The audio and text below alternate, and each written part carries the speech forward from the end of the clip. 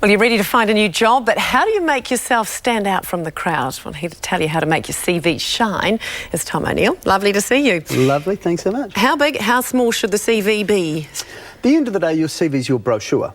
And it's something that a person should be able to read relatively quickly, but give enough information to sell you. So, you know, for example, with CVs we do, would be between 2 to 4 pages, generally speaking. Because I remember being told when I was at school and or going for first jobs, less is more. Is that the case or not necessarily? To some degree it is, but at the end of the day, if you only just say what you get paid to do in a job, you're not actually selling yourself. You're just saying, I'm as good as everybody else.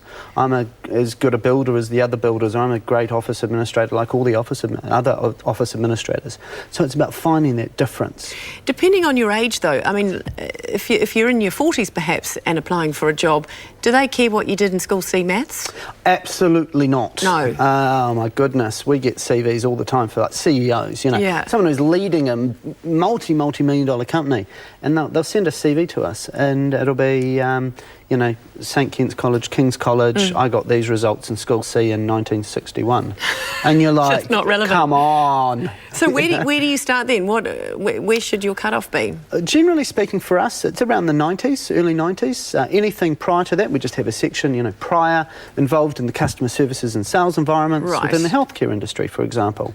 Now, especially if you're an older person and you don't necessarily want to say you started your career in 1971, for example, it's a really good way to help reduce some ageism that may be prevalent, as much as we hate to know that's out there. And it's just a really good way just to keep the CV concise and really focused. What should it look like? What should it physically look like? Is it something that you do electronically these days, or should you have a hard copy in your hand? Pretty much 99.9%, well, 99% of all jobs these days are via the internet in some way, shape or form.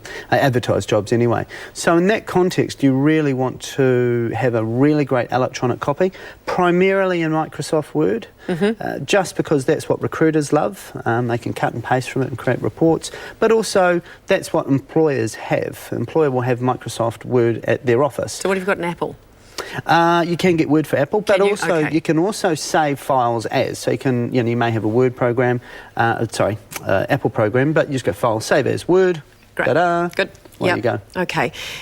Should it have, like, especially if it is electronic, links in it that they can then further click onto certain things, photos, all that sort of stuff? Should you jazz it up? Yeah, these days you really want to, if possible, create a living document, you know, where they can click on the email address, up pops the email for them to, you know, send away. Video stuff, like YouTube links? Absolutely. If you've got some really cool videos on there that are going to support your job application, not make you look like a drongo. Not you out on the town or anything like that. Everybody, if they're going to support your job application, great, put them in, because again it just shows you going above and beyond that little bit.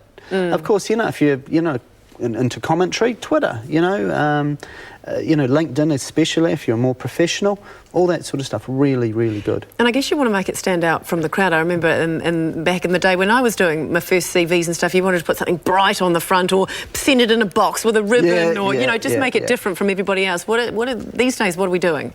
These days, really, it's about quantifying your achievements because, as I say, anyone can say, I'm an office administrator, but that doesn't say how you're better than the other people. At the end of the day, that's what it's about. It's about selling you. So thinking about your achievements where you've set up systems, been involved in coaching others, commendations you may have received from customers and managers, you know, all those sort of things. It is so important to sell yourself. And we were just saying before that as Kiwis, not very good at talking ourselves up, are we? Kiwis were shocking, you know, but the job interview was the one time, or the whole job hunting process is the one time you can actually say legitimately how good you are. You know, you don't go to a barbecue and say, hey, I'm the greatest sales rep in the world. You know, everyone thinks you're better, you know.